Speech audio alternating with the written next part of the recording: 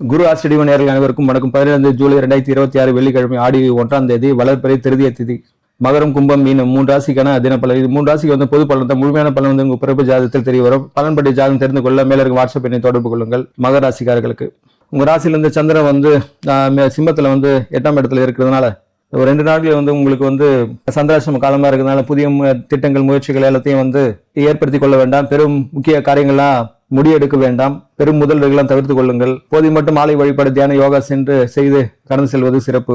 ஆன்மீக சார்ந்த சிந்தனைகள் தான் இந்த நாள் வந்து அதிகரிக்கும். ஏன்னா கேது நட்சத்திர சிந்தனை இருப்பதா மனம் ஆன்மீக பற்றிய சிந்தனை தான் இருக்கும். சுக்கிரனும் வந்து 8ல மறைவா இருக்கிறதுனால கணவன் மனைவி உறவுகளை கொஞ்சம் கருது வேறவரும் பார்த்துக் கொள்ளுங்கள். போய் 2 நாள் வந்து கடந்து செல்வது சிறப்பு. அதிர்ஷ்ட நிறம் கருப்பு. அதிர்ஷ்ட திசை வந்து மேற்கு. அதிர்ஷ்ட எண் வந்து 8. உத்திராடம், அவிட்ட நட்சத்திரம் 4 நன்றாக உள்ளது. திருவோண நட்சத்திரங்கள் மிக கவனமாக இருக்க வேண்டும். கும்பராசிக்காரர்களுக்கு தந்தை வழி சார்ந்த உறவு முறையில் உங்களுக்கு ஒரு இணக்கமான போக்கு, அவர்களுடைய அறிவுரை ஆலோசனை கிடைக்கும். தொழில் ரீதியாக வேலை ரீதியாக ஒரு விதமான லாபம் கிடைப்பதாக இருக்கும். சிறு தொலைதூர பயணங்கள் மேற்கொள்வதற்கான ஆன்மீக சார்ந்த விஷயங்கள் பேசுவதற்கு பயணங்கள் மேற்கொள்வதற்கு சிறப்புடைய நாளாக இருக்கும்.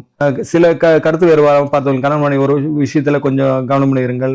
7ஆம் இடத்துல சூரியனோட குரு இணைகின்றது. இருந்தும் 12ஆம் இடத்தை ரெண்டும் பார்ப்பதால உங்களுக்குள்ள ஒரு விதமான, அதாவது கணவன் மனைவி உறவு, காதல் கதை, நட்பு உறவு, தொழில் சார்ந்த விஷயங்கள ஒரு விதமான உங்களுடைய ஆதிக்கத்தான அதிகரிக்கும். அது போது மட்டும் சில விஷயங்களை பிரச்சனை வராமல் பார்த்துக் கொள்ளுங்கள். உங்க வீட்லயும் வந்து ராகு இருக்கின்றது. 3ஆம் வீட்லயும் வந்து சனி இருக்கிறதுனால 7 வருட சனியை தொடர்றதுனால விஷயங்கள் காலதாமதம், பிரச்சனைகள் சிலதெல்லாம் உள்ளாக சூழல் தான் இருக்கும். 4ஆம் வீட்லயும் செவ்வாய் இருந்து அது நிஷ்பலம் கொண்டு இருக்கிறதுனால சனி வந்து அது செவ்வாய் பார்ப்பதனால வாகனம் செல்லும்போது கவனம் செல்லுங்கள். இருந்த போது 5ல இருக்கிறதுனால உங்களுடைய புத்தி, பேச்சு இதெல்லாம் சிறப்பாக இருக்கும். அதிர்ஷ்ட நிறம் கருப்பு, நீளம். அதிர்ஷ்ட எண் வந்து 8, 4. அதிர்ஷ்ட திசை வந்து மேற்கு, தென்மேற்கு. அவிட்டம், பூரட நாள் நன்றாக உள்ளது. சதய நட்சத்திரங்கள் மிக கவனமுடன் இருங்கள்.